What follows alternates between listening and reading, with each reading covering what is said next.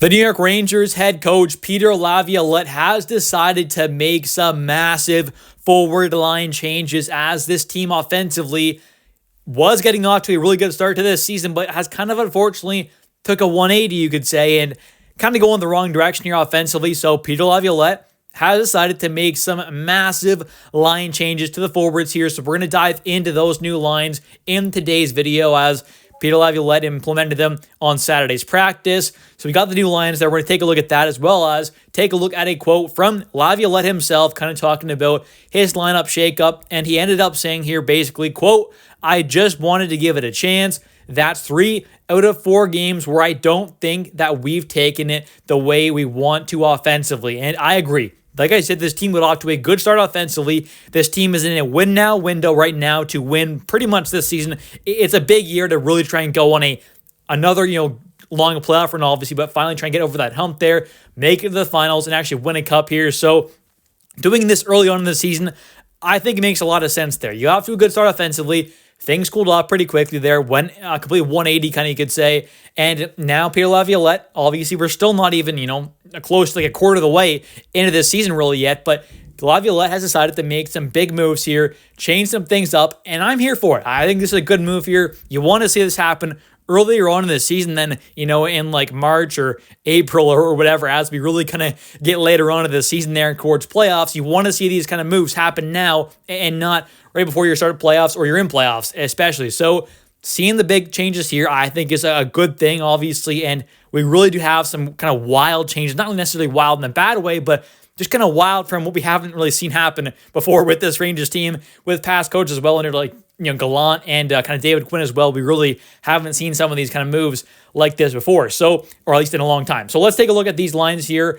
right now, and man, I am a fan of these. I like them a lot. I'm really excited to see what can happen here with these lines going forward. So let's just get right into it here. These lines ended up getting implemented on Saturday at practice, and these are the new lines for the New York Rangers forward core. We have on the first line, Panarin on the left side, Zibanejad down the middle, with Alexis Lafreniere on that right side there. I am really interested to see what can happen with this line. We know Zibanejad was a little unhappy with his ice time there, and now being in between Panarin and Lafreniere, you could argue two of, if not our best forwards on this team. So he's going to get a lot of ice time there. There's no doubt in my mind about that. Zibanejad is not going to have, less ice time going forward. He's going to get a ton of it if he is playing in between Lafreniere and Panarin. So that's good for his ice time there. And hopefully playing alongside two great all-around goal scorers and playmakers. Because Lafreniere and Panarin, they can do both. They can play make and they can score goals. They can create for themselves and others. So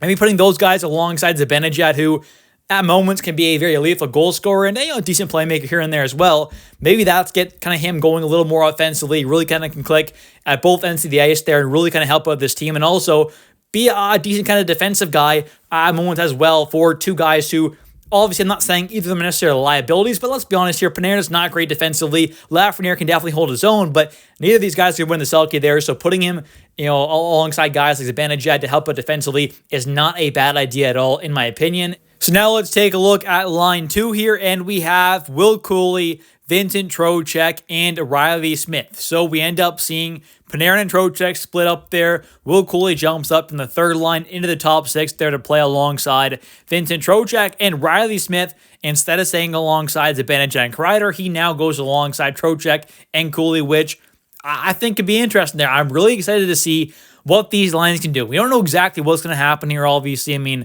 they haven't really practiced, obviously, a ton in these lines as they get implemented on Saturday, but I really am excited to see what these lines can do, and I'm really happy to see Will Cuylle get up in that top 6. I think he's a guy who has played phenomenal. He is someone who I thought last year did not show near his potential offensively, really didn't play great offensively, you could say, last year. Had some chances, obviously, decent ones here and there, but really with that fourth line ice time there, we didn't see him really kind of take that big step in his first season offensively. But this year, he's obviously looked quite fantastic offensively. He's really gotten going, and I think jumping up to that top 6 there, playing alongside guys like Trocheck and Smith, they are better. Well, at least, Smith definitely is better than Kakko, I would say, offensively. That's for sure.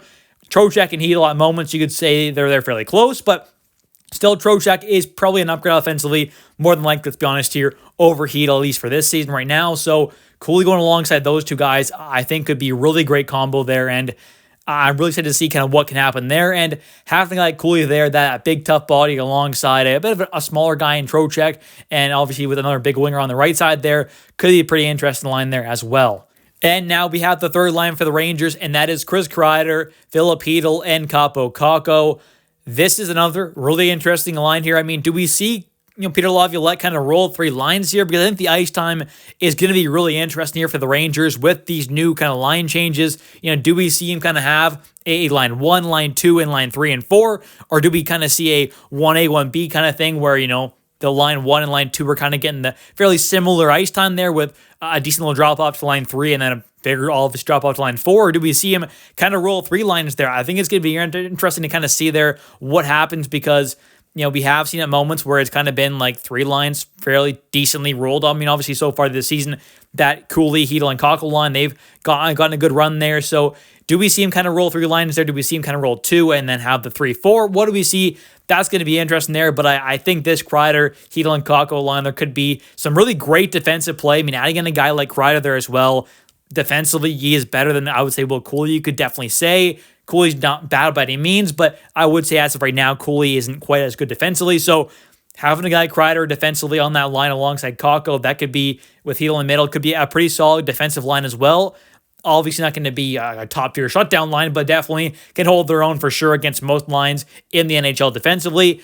And then you've got here for the fourth line, we have Adam Edstrom, Sam Carrick, and Jimmy Vesey, which it's great to see Vesey kind of get back into the regular swing of things there.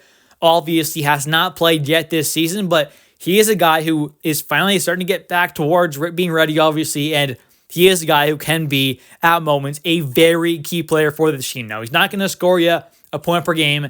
He's not going to be an elite shutdown guy, but he can be that pest out there at moments, piss you off a bit, get under the other team's skin, hit a bit, be a bit physical, play solid defensively. He can score a bit here and there, play make a bit, and just be a really great third or fourth line winger. He can play both sides. He has experience there. And I think he really is just a nice player to have on that fourth line, especially. I mean, if he's on your fourth line, that means you've got some pretty solid talent there on your team. I mean, their top 9 is looking pretty good.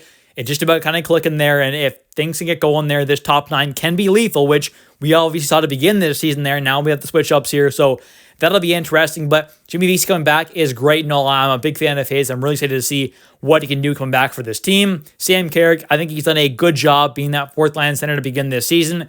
Obviously he's not going to be scoring a ton of goals there, but he can play physical, be decent defensively, and obviously kill penalties if he has to, and also just here and there, get a goal or an assist, which is what you want to see at your fourth line center. So I think that was a good signing by Chris Drury. And then we have here Adam Edstrom, the massive prospect on the Rangers there, 6'7", 6'8", whatever it is. Some sites have him a little different there, but about 6'7", we'll say. And obviously he is a very talented player. He's tall, solid skater for his size. They're obviously not an elite skater, but for his size especially, doing pretty good up there. And I think overall for a young guy who's not, how he doesn't have the most experience at the NHL level, I think he's done a pretty good job so far and definitely is a guy to keep an eye on going forward as well. And, to see whether or not in the future he can kind of jump up into a top 9 role potentially. Anyways, though, that's going to pretty much do it for this video. If you have enjoyed, definitely hit that like and subscribe button for pretty much daily New York Rangers content. I mean, if you are a Rangers fan, there's really no better place to be on YouTube. So hit that like and subscribe button. It helps the channel a ton. I'd really appreciate it. And it literally is free and takes maybe 2 seconds, depending on how fast you can click there. So definitely do that. I'd really appreciate it. Helps out a ton. As well as definitely comment down below your thoughts. I'm really excited to see what all you think about these line changes as well. I know so many of you are going to be so happy about seeing Kreider and Zibanejad finally split up there. So let me know what you like about these lines, what you hate about it. Let me know your thoughts. I'll catch you next one, and let's go Rangers.